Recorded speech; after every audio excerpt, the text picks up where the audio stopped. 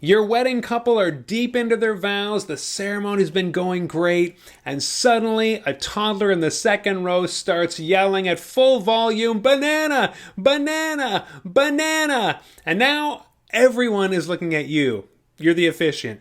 They're looking at the kid. Your couple is frozen. The parents are scrambling, and you're standing there with the mic. You're caught in the middle. What do? Do you do nothing? Do you do anything? Disruptive kids at weddings, it's not a matter of if, it's a matter of when for you, and when it happens, you want to be ready. So, in this video, I'm walking you through an 8-point action and mindset blueprint for exactly how to handle it with calm and confidence, and even a bit of humor in the moment. Whether you're a first-timer or a pro, you're going to come away with a plan that works. Let's get into it. Number one, kids are not a problem. They are a part of the day. So let's start with mindset. Disruptions feel like a problem when you expect them not to happen, right? But kids are unpredictable by nature. And if your couple has invited kids to their wedding, then they're a part of this experience, the part of the day. So when you expect a ceremony to be dead silent, 100% attention locked on you and your couple the whole time, you're actually setting yourself up to be flustered right from the get-go.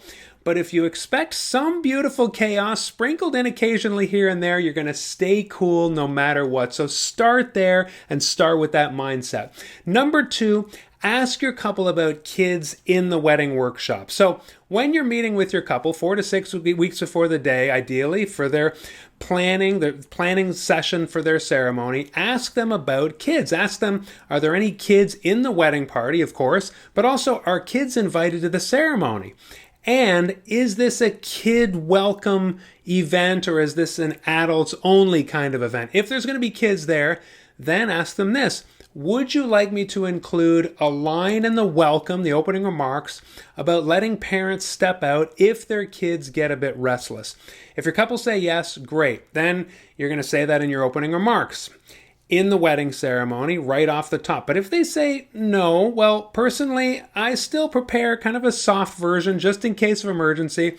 If a meltdown happens mid-ceremony and you haven't been given permission to say anything, your hands can be a bit tied, but you have to do something. That's not good for anyone. So you want to keep this option in your back pocket in case you need it. Now, number three, scan the room when you arrive. So you're going to arrive at the ceremony 45 minutes early to check the mic and the paperwork and talk to the DJ about cues and set things up. While you're doing that, do a scan of the ceremony space. People arriving, are there just a few sleepy toddlers or are you getting full-on birthday party energy here in the ceremony space? If it is the latter, that is your sign to mentally prep for a mid-ceremony pivot. You might then decide to include that option opening remarks line then and there, which of course is if your little one needs a break at any point, feel free to step out and come back when they're ready. No stress. This is a kid-friendly wedding ceremony. That's the kind of thing you want to say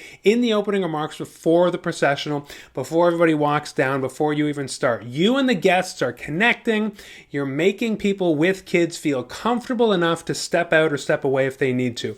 Number four, if something does happen in the ceremony, you acknowledge it. So if a kid starts screaming or runs up and down the aisle or kids start playing tag, one little guy latches onto the bride's leg, and of course, it's the bride's kid. This has all happened to me. Whatever you do, do not ignore it. But on the other hand, don't freak out and roughly shut it down, right? You smile, you turn gently to your couple standing in front of you, and you say to them, would you like to pause the ceremony for a moment? Would you like a reset or shall we carry on? Now, your couple are the boss. They're in charge of the ceremony. You as the officiant are there facilitating for them. So when you ask that question with that gentle demeanor, it does three things. First, it gives your couple control, and that's exactly where it should be. Two, it keeps things light without shaming anyone, making anyone feel embarrassed, the kid or the parents. And three, it makes you look calm and totally unfazed, which is really important for the officiant. So you can even toss in a bit of light humor. You know, if baby's crying, you could say something like, it's so beautiful when people cry at weddings, isn't it? That said, let's keep it within reason. And yes, that goes for you, Uncle Joe. Little deflection there. Or that's the sound of someone truly moved by this ceremony, friends. Or maybe they're teething, or maybe both. No worries.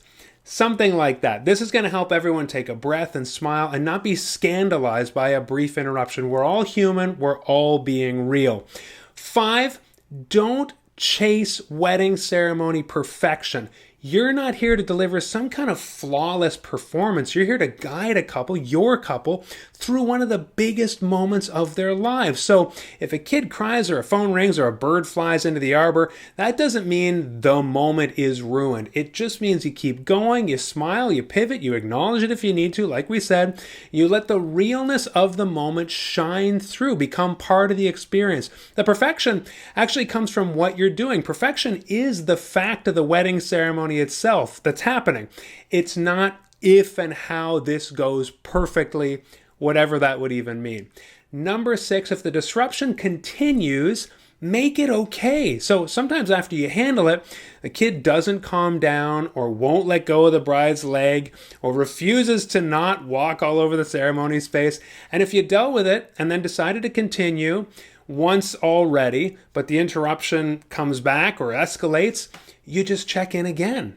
If that kid is still hugging mom's leg, and again, mom is the bride, or the kid starts talking to themselves or to your couple, a little bit of a heckling situation. Again, I've been through all this.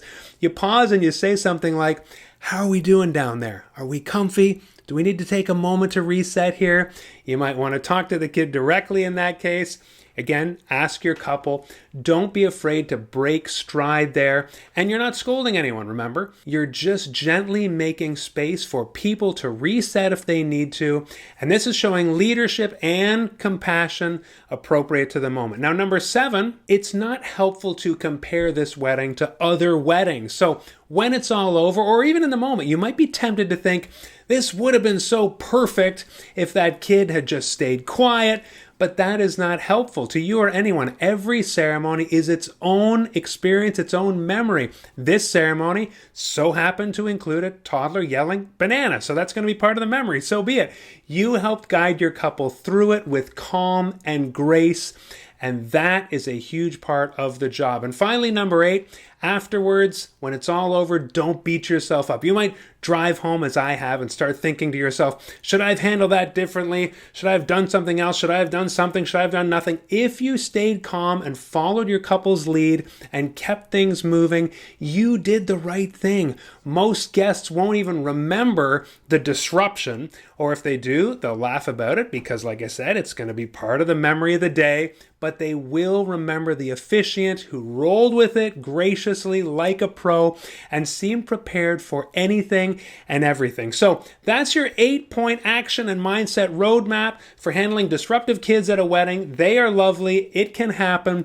Like this video, hit subscribe. Find the link for Unboring Wedding Academy below, and make sure you watch this channel for more tips to help you be a confident, professional, always unboring wedding officiant, even if it's your very first time. See you in the next one.